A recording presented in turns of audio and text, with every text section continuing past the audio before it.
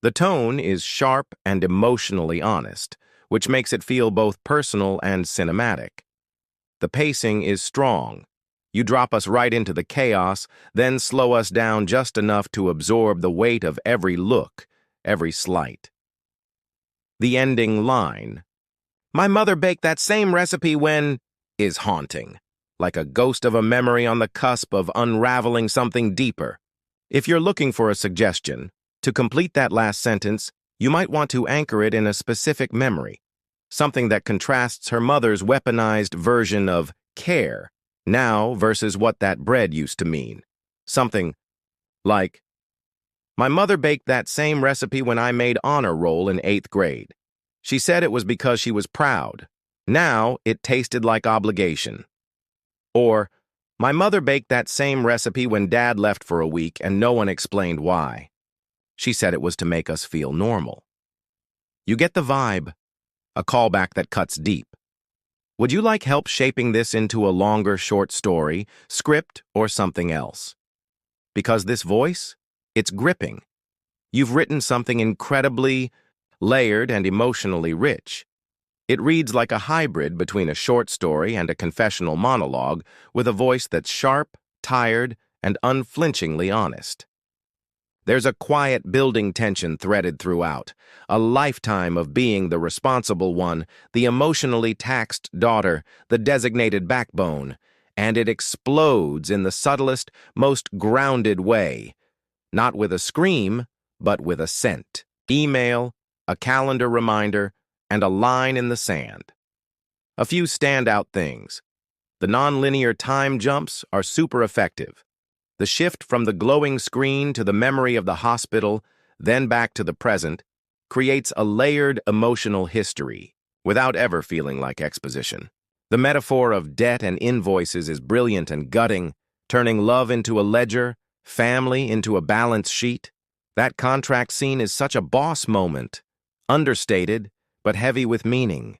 You turned an emotional manipulation into a legal drama.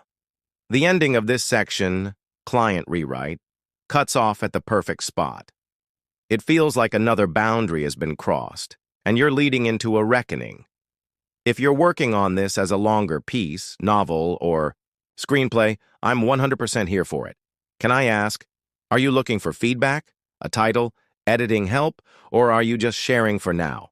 Either way, this was incredible to read. The initials tightened something in my chest the second I saw them. 1659. She wouldn't, I said, mostly to myself. Ina tilted her head. She might. By 1706, we were in the back office booking records open. I bypassed the third-party event manager system like second nature. There it was. Somerset Grand Lux package, booked, via external agency. Date? Serene's birthday weekend. No call, no email, no heads up. She booked my venue like it was a hotel room. Like I was a stranger. "She's trying to force your hand," Ina said quietly. "If the party's already in motion, canceling it makes you look petty." Smart, desperate but smart. I didn't say a word, just opened the security cam archive from the night before. There she was, heels too high for cobblestone, crossing my ballroom like it was her personal stage, laughing, gesturing, playing party princess to a planner I didn't recognize. Ina muttered, "She's acting like she already owns the damn place." I leaned back in my chair, arms crossed, eyes glued to the screen. "She thinks I won't touch her in public," I said. Ina didn't respond. She knew better than to interrupt that kind of stillness. Serene thought this was about optics, passive-aggressive grace, but this was my backyard. And here, we play by different rules. "Don't cancel anything," I said. "Not yet." Ina gave me a long look. "You're letting her go through with it?" "No," I said. "I'm letting her bury herself." I opened a folder on my desktop, SC, unauthorized booking. Then a subfolder, communications. "Document everything," I said. "She wants this party to be her crown. Let's make sure she earns every inch of it. Ina smirked. You want a paper trail. I want a mountain. 2 days later it happened. 18. Ina texted.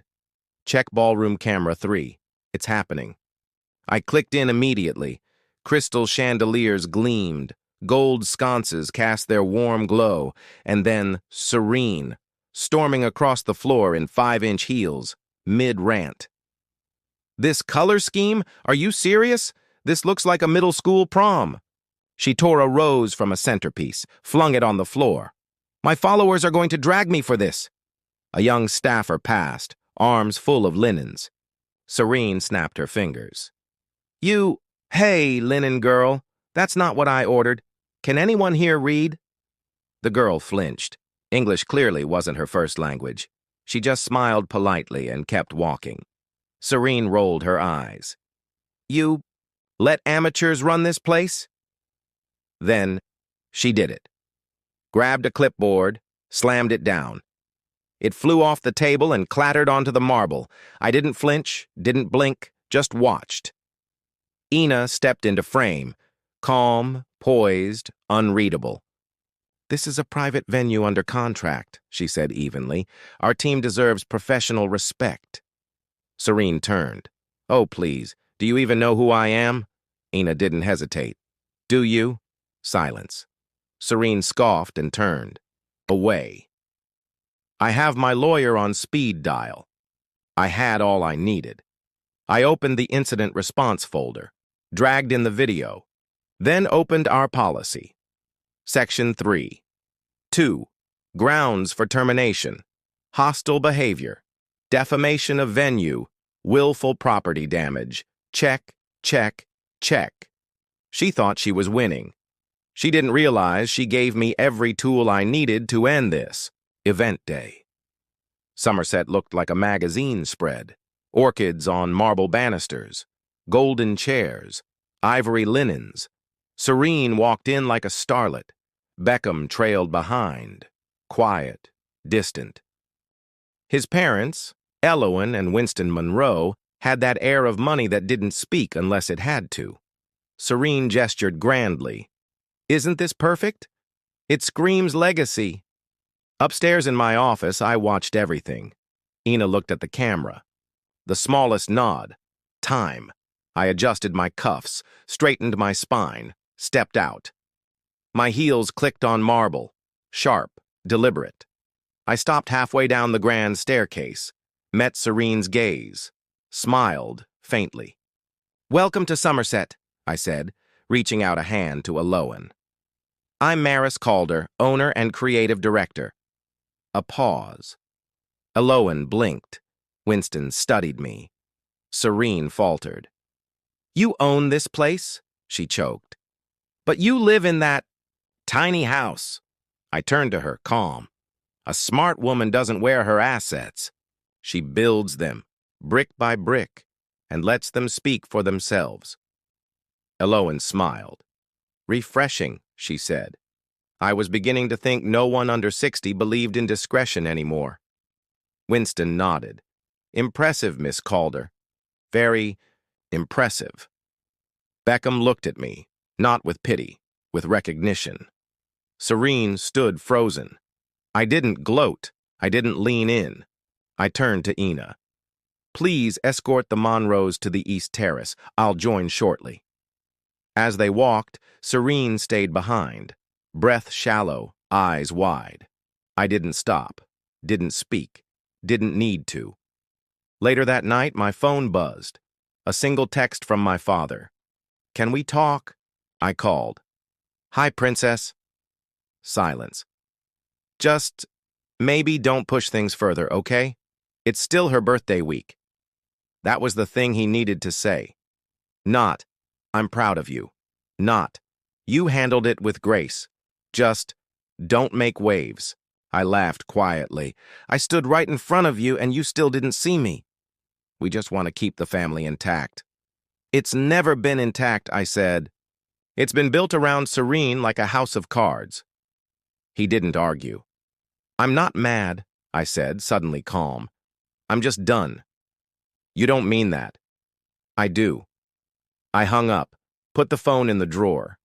Outside, the Ibar city lights of New Orleans blinked like distant memory.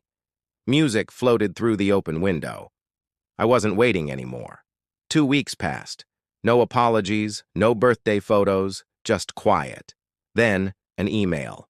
Subject, I'm sorry. From Martin Calder. You were right. I should have stood up. I'm sorry, Dad. No excuses, no, but you know how she is? I deleted it, but I smiled. Somerset was thriving. 3 weddings, 2 galas, a fundraiser that had the press sniffing. Ina walked in. Eloane Monroe's niece requested a tour. She asked for you directly. Of course she did, I said. Let's take good care of her. That same day, an industry blog posted, influencer event canceled. Somerset denies involvement. Speculation mounts. No names. But we knew. Curious, I checked Serene's socials. Her latest video, no music, no filter, comments off. Just her. She stared into the lens for almost 2 minutes before speaking. I didn't watch it all.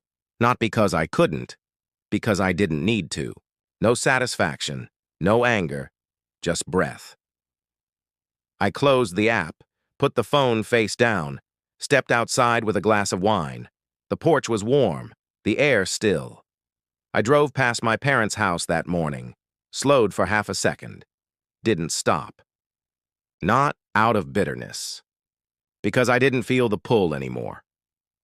Peace doesn't come when people treat you right. Peace comes when you start treating yourself like you matter. I used to think loyalty meant silence.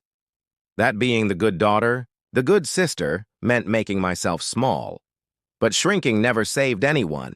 You can love your family and still draw a line. You can walk away without hating them. You can stop begging people to see you.